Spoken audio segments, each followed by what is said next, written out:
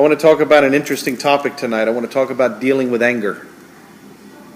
And I got a lot of this. I've been getting a lot of this through some of my own breakthroughs of people I listen to, people that help mentor me. And we've been talking the last few weeks about taking ownership, getting in control of you. Because what's the meaning of out of control? Out of control is when we are dependent on others to give us what we're not giving us. So then we have to control them. Out of control means you're not controlling you. In every situation, we have the responsibility to get in control of who we are. Out of control means you are dependent on other people, other things, other situations to give you what you're not giving you. I want to deal with dealing, bad English. I want to focus on dealing with anger. And this is where we're going to start on some things. In Gethsemane, which we just had Easter, and we just dealt with, the whole revelation and insight of the whole garden experience. To me, that's one of the most fascinating stories because there's so much in there. So much is misunderstood about Jesus just by reading the story of Gethsemane and the crucifixion and the resurrection. So much is largely and grossly misunderstood about him. But in Gethsemane, you see, when he's in the garden, you see three kind of dynamics come out of him. First of all, you see vulnerability. He acknowledges he doesn't really want to be in this situation alone. So he asks his disciples, could you not go over here and watch and pray? He's not trying to be the tough guy. He's not trying to sing the I don't need anyone national anthem. He's acknowledging vulnerability.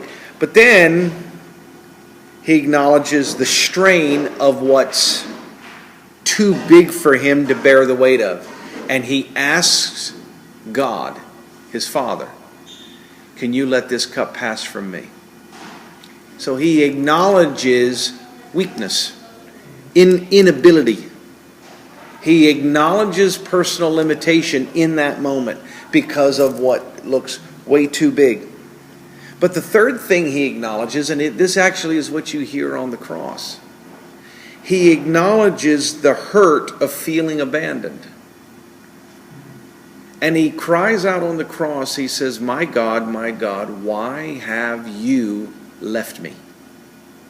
He acknowledges the honesty of feeling alone, being alone, knowing that, let's just face it, when we're in certain times where storms are provoking, they're ultimately provoking something good in us, but in the process it doesn't feel great. We feel alone. There's those moments where it didn't matter how much of a righteous man Job was, he felt alone. He felt taken from. So he acknowledges the Lord gives and the Lord takes away. All right, so here's the question. Why didn't Jesus display anger? He shows us vulnerability. He shows us personal limitation. And he shows us his acknowledgement, his honesty of hurt, the potential of feeling abandoned. So why doesn't he display anger? Especially given his right to. What was his right to display anger? Well, let's see. The very people he's healed and fed, they're yelling, crucify him. One of his disciples, regardless of what your philosophical or theological belief about who Judas was and why Judas was, one of your closest disciples is the trigger point of the betrayal. The disciples you've poured your life into, they've left you once things got too hot for comfort. Your closest disciple that you've mentored for ministry has betrayed you 3 times around a campfire. And the people that you went to bat for have forgotten what it is you did for them. And on the cross was his golden moment to, in a fury and in a rage, say, the hell with all of you. But what does he do? He doesn't. Why doesn't he display anger? Well, let's look at a couple things. Jesus, first of all, through this experience, was in ownership of who he was in the experience, and without apology. So how do you know that? How many times did he speak before Pontius Pilate when he was brought before Pilate? How many times did he speak? He really only spoke once. The Bible says that he opened not his mouth, except for one time, when Pilate dares him and says, "Don't you know I have the power?" And Jesus speaks up and has to remind him, "You wouldn't have power unless my Father invented it." Pilate turns 3 shades of pale, tries to pass the buck on to Herod. Herod's like, "I don't want no part of this," sends him back to Pilate. Nobody knows what to do. But Jesus doesn't speak. Now see, I grew up being taught that, well, he was just being modest and he was just being meek and he was just accepting that this was his purpose in life. No, he was in ownership. How many things have you and I been in the last 6 months where if we would have just gotten in ownership of ourselves, we'd have saved ourselves at least a chunk of stress on some level? But we couldn't get in ownership. We couldn't just back up and quiet ourselves and get and own who we were. We couldn't get in control of ourselves. And most importantly, we couldn't just tell the truth about what we were going through, what the experience was for us. Write this down. Because in a moment, I'm going to get your feedback about what you think anger is. Anger is the emotion of what we are out of touch with.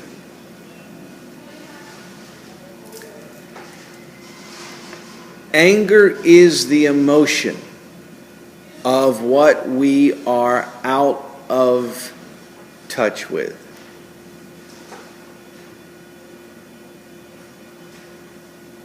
Here's one of the ways you know when you're angry that you're out of touch. The first word of every sentence, usually when you're venting, is you. You did this, you did this, you did that. Or they. They, you, them. Nothing ever starts. No sentence starts with I. This is my experience. This is how I'm seeing it. This is how this is affecting me. This is what I'm not going to participate with. This is what you do what you want. We don't ever speak in ownership terms. And one of the ways you know what you're out of touch with is because everything about your expression of anger is external. Am I making sense to anyone? So again, anger is the emotion of what we are out of touch with. What we are out of touch with. I'm watching. Don't play doorman. They'll go around. Unless they're going to tip you. I'm watching 2 grown women with children, they're sisters. They're at a televised, videotaped intervention with their mother. Their mother, who is now single, she's living the life. She's got a career. At her age, she looks great. She has a way better social life than anything I've ever had. She's living large. She's out on the town. She's not doing stupid things, but she's enjoying her life. And her daughters want to have this intervention, and they're all weepy-eyed, sappy-eyed, and angry and mad because our mother isn't around as much, and we need her to be more of a mom and less of a party favorite, and we need her to be a grandmom to her grandchildren. And the mom just holds her ground and holds her ground. And you can hear people in the studio audience, they're bristling. They're like, oh, Mom's she's 60 going on 25. She needs to wake up. Her daughters need her. Her grandchildren. And then it comes out. What the daughters are really upset about is they don't have a life. They got kids and they drank the Kool-Aid that said kids are supposed to complete you. Marriage was supposed to complete you. All these other things were supposed to complete you. You say, well, doesn't it? Not if the other person you're hooking up with don't have a life. They resented Mom because Mom had what they thought they had to give up in order to do the right thing. They could have had kids. My wife and I got 5. They could have had happy marriage. Only reason I have as happy of a marriage, we're not perfect, but as happy of a marriage as I have with Lourdes is she got a life. She had a life when I met her, and she'll have a life if I'm gone. I think she thinks the same thing about me. Some days I don't think I have a life, but I'm not telling her that. Here's the point. They got in touch with the reality. They got in touch with the core of the truth. They stopped going, Mom did. Remember when Lazarus was dead? And remember when Jesus finally shows up, he here gets word that Lazarus, his friend, is dead. What's the first thing out of Lazarus' 2 sisters' mouths, Mary and Martha? If you would have been here, our brother wouldn't have died. Anger is the emotion of what we are out of touch with. You need to grasp this. If you want to get over anger, it is going to require you telling the truth about you. What you're feeling, who you are in the situation. And I'm going to give you about 5 things tonight. Probably won't get through all 5, but we'll deal with some more next week. But this is important that you learn how to be in control of anger, because the concept of anger management is a joke. How do you manage anger? You don't. You manage changes. The only thing we stay angry about is the things that are still not changed.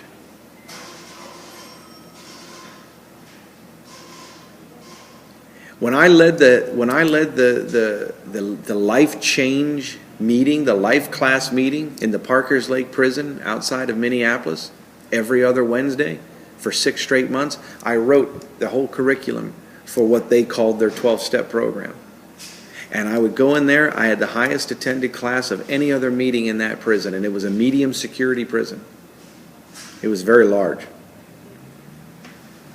And I'd get in a room about as big as this all the way down to the glass, and we would start our mantra straight out of the chute. I don't manage anger. I manage change, because there's no anger in change. There's only anger in what I keep doing the same way.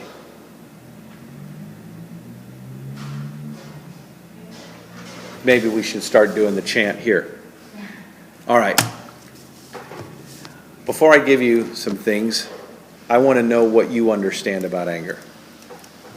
Don't make me point, just somebody speak up, and then the rest of you. Stephanie. I heard a quote that says, "He who angers you controls you," and I think that it definitely reveals things about the person that's angry. You know, why that gets to do with your own problems or insecurities or your own issues. I wouldn't know what to do with that for myself, just because it's okay for it's okay for you to piss me off. But it's what I do with it. Is that what you mean? Because just the fact that you could piss me off doesn't mean you control me. It just means I'm human and you got to me. But what do I turn that into? Not turn it into, I'm going to pretend that she didn't make me mad. But what is it revealing to me? Is it meaning you violated an unrealistic expectation I had of you? Does it mean that I had some bad trust with you, in other words, some unrealistic trust, and you just exposed it? Does it mean that I needed you to be a certain way for me, and your actions just revealed you're not that person? And now I'm ticked at me because I really was only relating to you because of what I needed you to be for me. So I don't put a lot of stock in your ability to make me mad. I put stock in, okay, like road rage. Okay, how can I really become angered at people who are slowing me down? No, I start asking myself, what is it that's coming out of you? Where is it? Why? Because you don't even know that person in that Prius ahead of you that should really technically be ran off the road and taught a lesson. So why are you cussing at them? Why are you hollering at them? You don't even know them. I now have to get in touch with, all right, what's really coming out? Where's the negative energy coming from? Continue. Well, I was just going to say, I mean, me personally, it makes me self-evaluate, so I get upset. I think sometimes it's associated with your feeling of get jealous, or because I'm insecure, or because I feel X, Y, Z. I don't think it's necessarily a bad thing, because I think that I've been successful at forgiving people, but if I feel spite, I usually use it as a motivator, you know. Well, it's a wonderful thing because it's you being honest and not trying to suppress it. I think it's a wonderful thing that you identify, all right, this is what's going on for me about this. What do you understand about anger?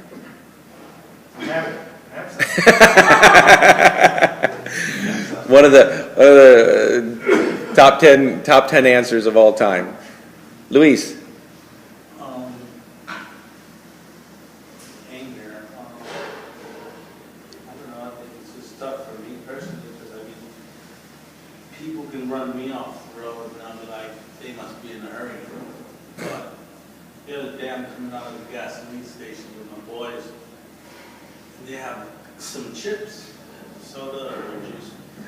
And even when we were paying, the guy behind me going crazy on his horn, like for me to move my car, but I'm in line to pay. And he sees us coming out, and he's still honking his horn, you know. And I was like, you know, I walked up to his window, told him to roll his window down. You know, so my boys get in the car, but I told him to roll his window down.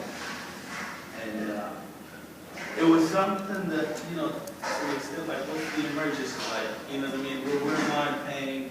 I had already pumped like $30 of gas. And he's like, well, I got somewhere to go. I'm like, okay, you know what? If you said please, I'll move my car. You know what I mean? It's not, you know, I don't know. I just kind of like, with him, he angered me in a way that like, I felt like I was being protective of my kids, but at the same time, it's like I felt like I lost control, you know? Because it could have escalated. He could have been a real jerk, and then it might have got physical, you know? But I think it's you know, sometimes when you let your anger show, it's just a loss of control, you know? That situation for me was not something that could easily rolled off my back. If I was alone, yeah, I was like, okay, let's go. But I got my sons there. Right. So it was hard. Yeah, and you can't fight anybody anymore because there are all the surveillance cameras, and then the cops get involved, and then the people don't get beat up like they used to. They call the cops, and now they're going to sue you, and now you got to make bail, and it's like it's a bad generation we live in. What do you understand about anger? It's a very negative emotion. How so? I mean, that's a broad statement. How do you understand it for you? My wife has anger issues. And the way it works for me is if she can't deal with their anger with their own children, what chance do I have? So you see anger as a hopeless, almost a state of hopelessness. You're kind of, you kind of held in limbo. So do you act like the peacekeeper? I try to, You know, there's really only two. Did you want to say any more about it other than you have it?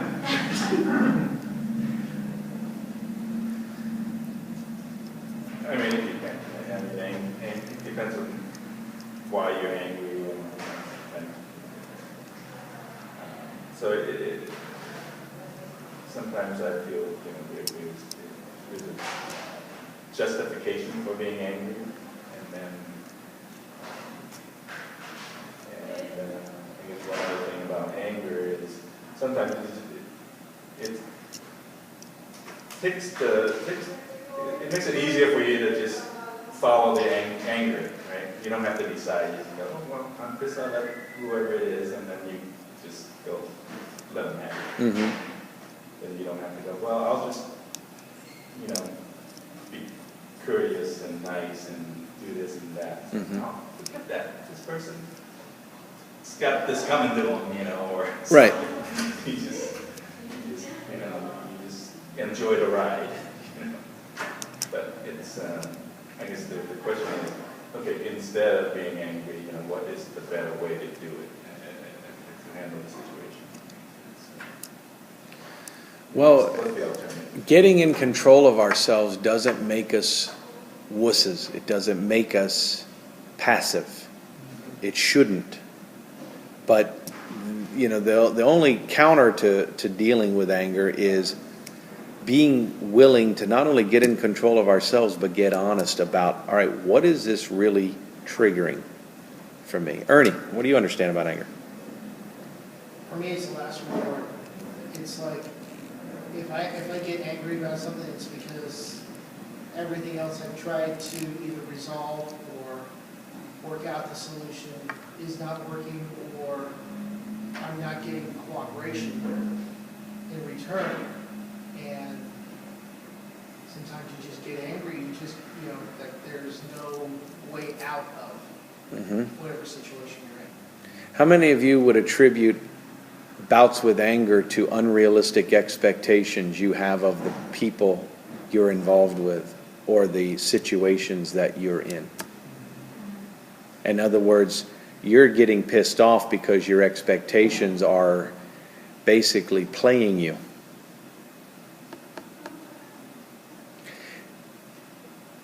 People deal with anger in two ways, primarily. There's the overt anger.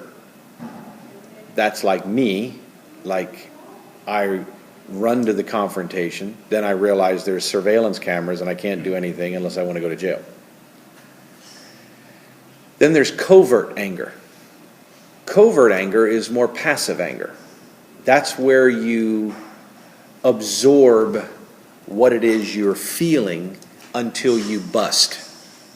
Do we have any busters in the crowd? Okay. You stuff and explode somewhere down the road. But the overt folks, no, they're pretty much reactionary right there. You want to hear an interesting medical fact? Most people that become diagnosed with cancer, because cancer is the physical manifestation usually of anger issues. Most people that become diagnosed with cancer in some form have covert anger problems. In other words, they absorb. People who are more overtly angry people, doesn't make them better at it because they're destructive in their own way. They're less likely to be diagnosed with cancer. Why? Because when they encounter something that triggers them, they get it out. Now, a broken lamp and, a hole in the wall later, it's out, but it's out. A lot of damage to clean up later, it's out. But the covert people, they'll sit and stuff something that they don't like for a month or two, 3 months. You offended them in March and somewhere in May, you do something and now they have finally, and they don't even still then tell you what it is. They just act to let you know, I'm mad at you. I don't like you. I'm not happy with this. And then you got to pull it out of them. And then here it all comes. And you feel like you're dealing with the magician that can pull the endless rags out of his mouth. That's what you feel like.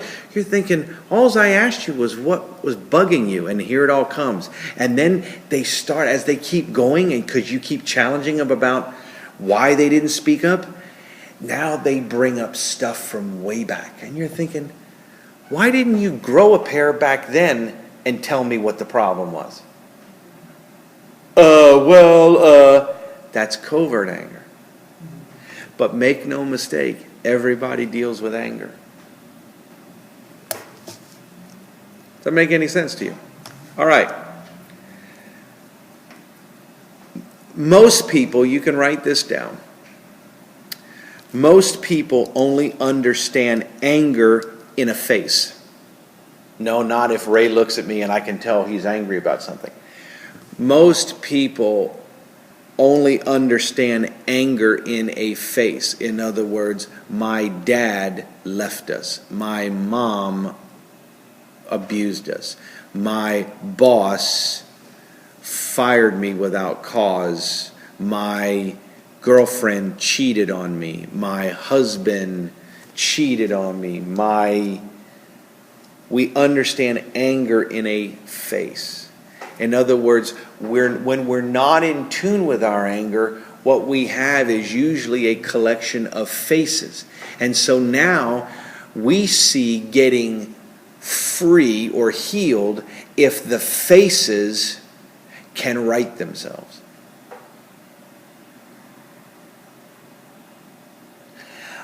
I lived for most of my life trying to replace the dad I never had. And so therefore, just so you know, when the hole in your heart is what leads you in relationships, you are going to get connected with some pretty controlling, some pretty abusive people. Whether you're trying to replace a father figure, a mother figure, or you're trying to get into a romantic relationship. When it's the hole in your heart that's leading you, you are going to make things worse for you. Because voids never connect us to healthy situations. Voids never connect us to healthy situations. And I would be out, because I was raised in the area of, you have spiritual fathers and there's spiritual mentors and blah, blah, blah. And I was like, this is great for me. And I'd be like, okay, you think I'm talented and anointed and this, that, and the other. Will you be my spiritual father? Because I just would like to feel what it feels like to actually have a dad, a father figure who was proud of me. Who would come listen to me preach and go, man, that was a great message. And so what I would do is I would try to, and here's why I was doing that into my 20s and even into my early 30s. Here's why I was doing that. Because I was still living in my heart as the child who didn't have a dad who was supportive of him. And so therefore, I had the face of what hurt me, who hurt me, and I was living my life out of the backdrop of what that face was. Instead of going, you know what? You're a 32-year-old man now. It's time for you to be a man and not be the boy that your dad wasn't proud of. It's time to be a man now and live out of the backdrop that you create as a man.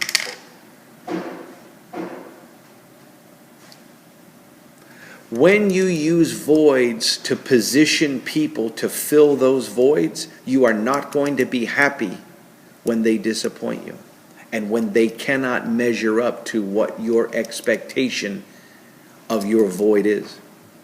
You are not going to be happy.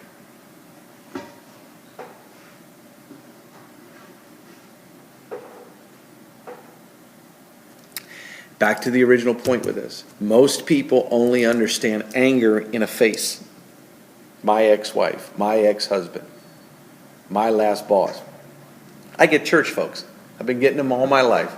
Oh, my last pastor, boy, he was a crook. He was a controller. He lied to us. He did this. When we wouldn't do this or that, they took our leadership position away. They sat. They. Everything's a face of who did them wrong. Anger is not in faces. Be careful how many faces you try to put on everything, because you know what? When you're out of touch with you, you're going to put the wrong faces on the truth.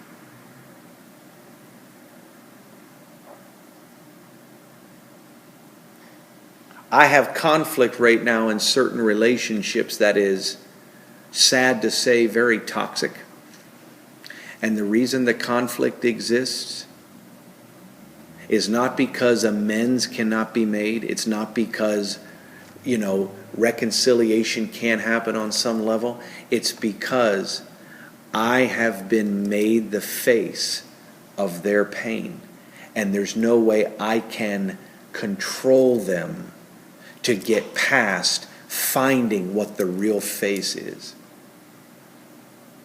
So I'm the expendable one. In other words, I disappointed them. I hurt them. So therefore, I've been made the face of everything that's wrong with them. Have you ever felt like you are being blamed for the sum total of another person's life? Raise your hands. Do you ever feel like you are being blamed as you just really sidetracked this person? It's not a nice feeling. But what is the reality of it? If you don't know what the reality of it is, you will do one of two things. You'll fight back at them because you resent what they're implicating about you. Or number two, you'll bend over backwards trying to fix problems for them you didn't cause. You will fix for them what is broken and you didn't break it. But because they've put your face on it, you're like, oh, I don't want to be cast in this light. Oh, I don't want to be accused of this. They accuse you of things. You're like, there's no way I did all that. I'm not the totality of what's wrong with you. Can anybody relate? Am I making any sense? This is anger. If you truly want to deal with anger, you gotta stop trying to just park it behind whatever face makes sense. All right, maybe we'll deal on that. First thing of anger, reality of application keys. We only got a few minutes, so I'll only give you one or two. This first one is going to be one of the most important. Number one on your reality application keys is anger is not hurt. Anger is not hurt. Remember what we just said about 20 minutes ago? Anger is the emotion of what we are out of touch with. So then what is anger if it's not hurt? Anger is the detachment from the truth of your hurt. Anger is the detachment from the truth of your hurt.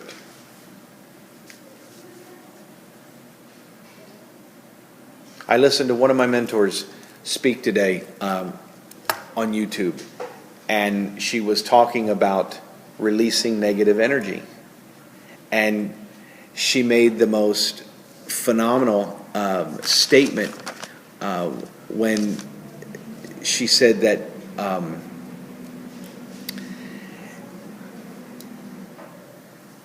whatever you bury alive doesn't die.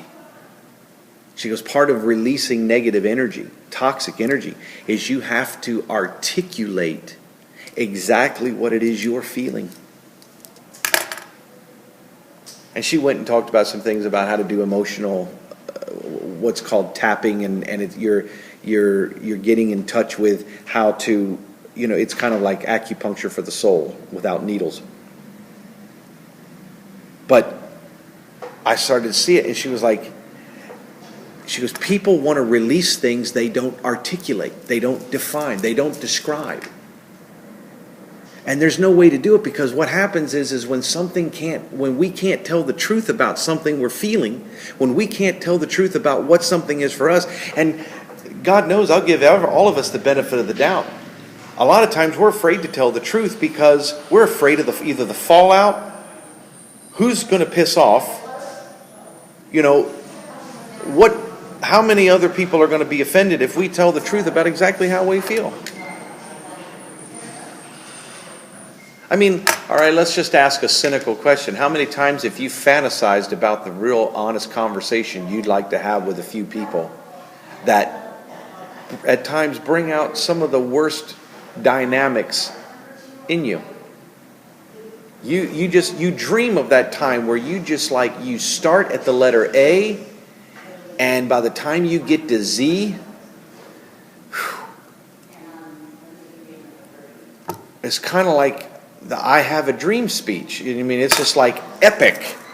And there they are laying on the floor going, please, I'm sorry, please, just stop. And you're like, I feel so emancipated and liberated.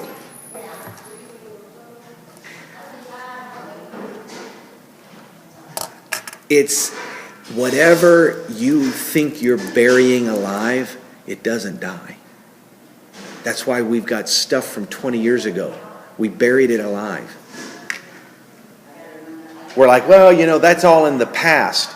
Yeah, but if you haven't released it by articulating exactly who you were, what you felt, what you feel now as a result of that, it's just still there.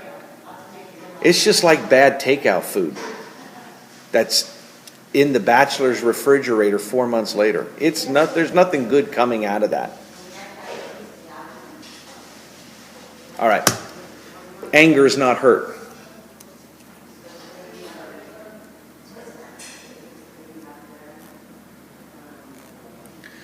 Write this down. We cannot get released of anger. We cannot get released of anger until we can get into the honesty of our hurt.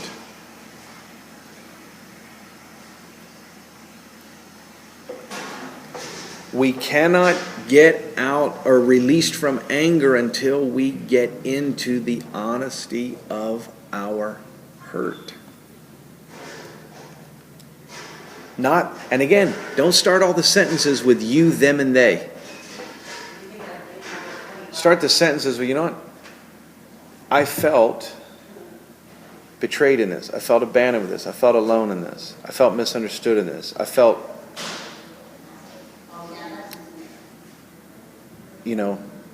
sandbagged in this. I felt cold-cocked in this. I felt like there was something else that wasn't that was going on, wasn't being honest with me. I felt we can't get out of anger until we can get in touch with hurt. Why? What's the purpose of getting in touch with hurt? Because when hurt bubbles to the surface, it can be flushed. It can be flushed. Anger is just telling you what you're not dealing with. That's below the surface. And then you medicate it. You medicate on the surface what's below the surface. Food, drugs, alcohol, a vice of any kind, substance abuse, gambling, you name it, shopping, excessiveness, you name it. You're trying to medicate what you're out of touch with. And God forbid that we have surface conflict, because that's the easy target. Oh, well, I can tell you why I've been so grumpy the last 3 weeks. Luis has made me grumpy. I don't get along with Luis. I'm putting in for a transfer. I don't want to work with him. This, that, and the other. And everything's this horizon thinking. Well, we can get past this surface conflict. Life's going to be wonderful.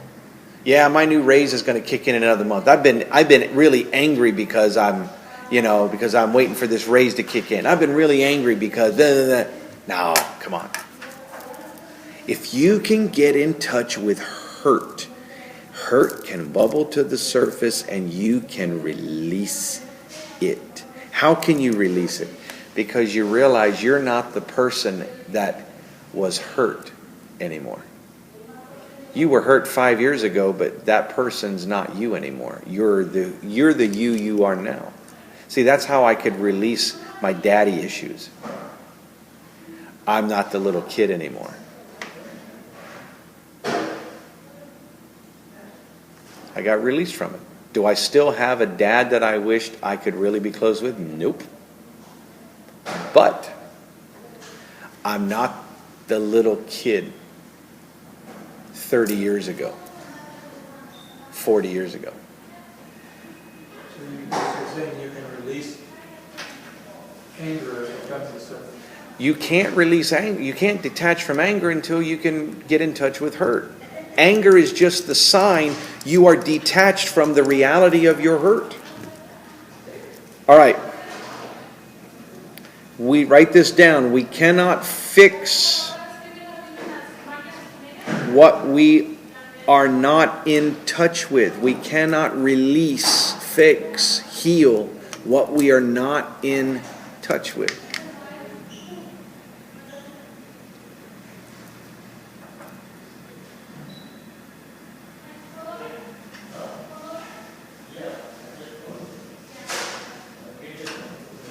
We cannot release or fix or heal what we are not in touch with.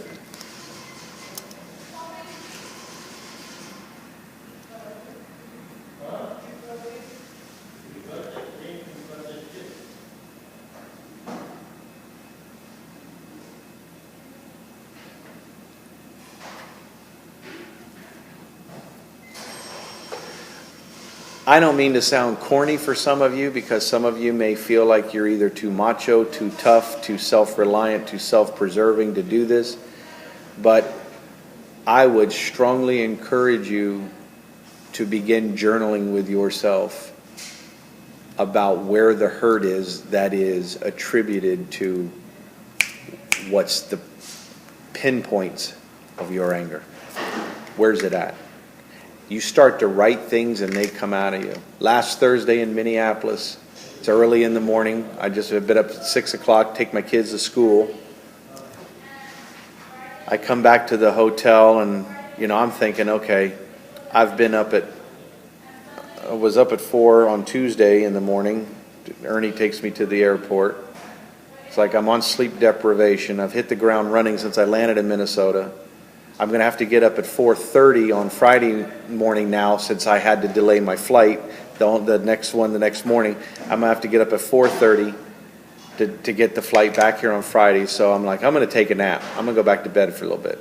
And I have this thought, not a thought, but I have this discovery of something that's revealing, it's defining a particular hurt for me, of somebody from my past.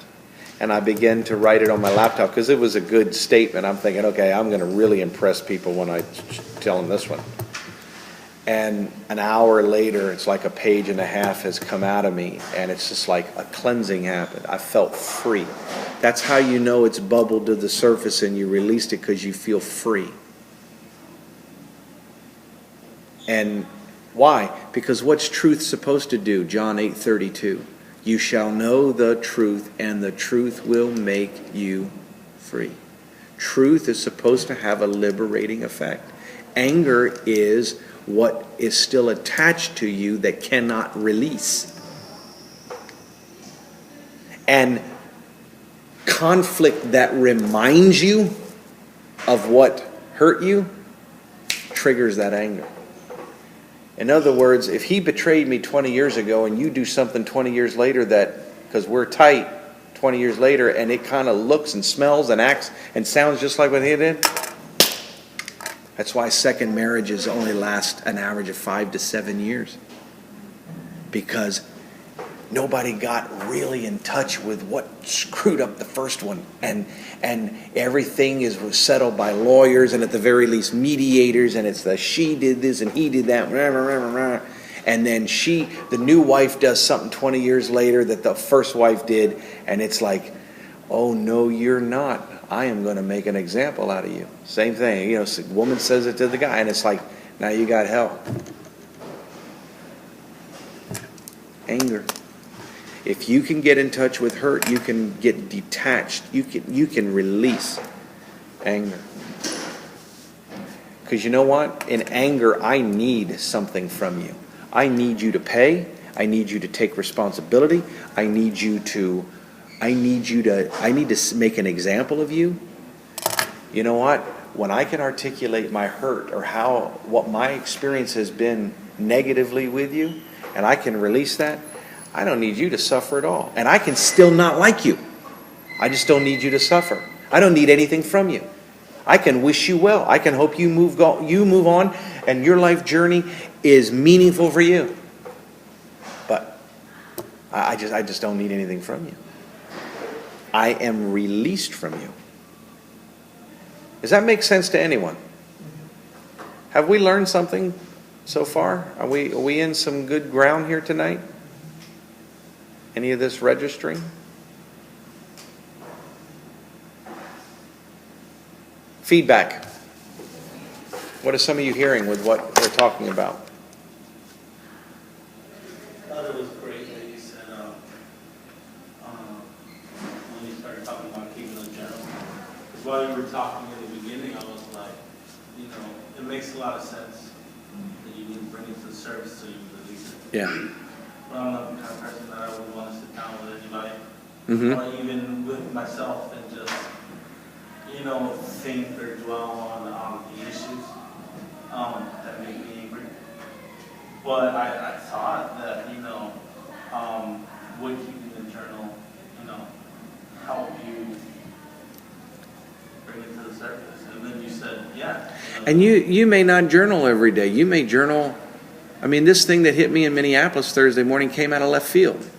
But I mean, I was something that I experienced in Minnesota that last week triggered it because I was dealing with one of the people that I have history with and it was like it triggered it, and I was just like, I saw it, and I didn't see it, and they did this, and they. I was like, I get this. This is why I believed I had to control them, because, and I wrote all this honesty out on the paper, and it was like, you may journal once every 3 months, but as something. Some of the rest of you. What is some of the rest of you here tonight of any of this? My mom told me that one of the neighbors across the street doesn't like anybody parking in front of her house. And I didn't know this, but my mom told me that about 2 or 3 months ago, my dad parked there, and she threw 2 eggs in his car and left a note. But just really that way, really spiteful. Yeah. Whenever somebody parks around there, she'll circle the block, waste about half an hour, literally invest that time just to find out who it is, and Right. And then my mom thinks it's kind of funny. It's funny that someone is so angry. Right. So I think it's a good, you about cancer, I thought, where people could deal with it, or in some way, they could fester. Right. People really to become bitter. Right. Their anger, their hurt becomes their world, becomes their identity. Just clouds the judgment of a sane approach to something. When Jesus taught, I know we got to go because they're closing. When Jesus taught, man takes your shirt, give him your jacket, pay no man evil for evil, he wasn't talking about being this feelingless, super spiritual, modest person. He was really talking about release, how to deflect. He said things will affect you, but he was really just trying to teach people, how to stay detached from the effects of these things that will engulf you. Anybody else?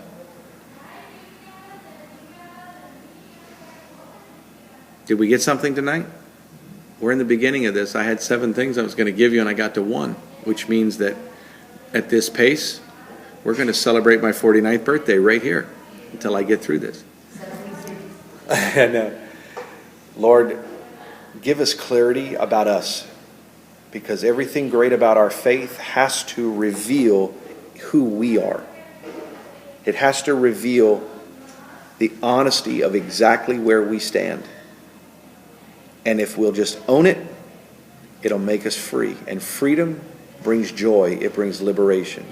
What we don't have to control, we don't have to fix, we can release. In Jesus' name, amen.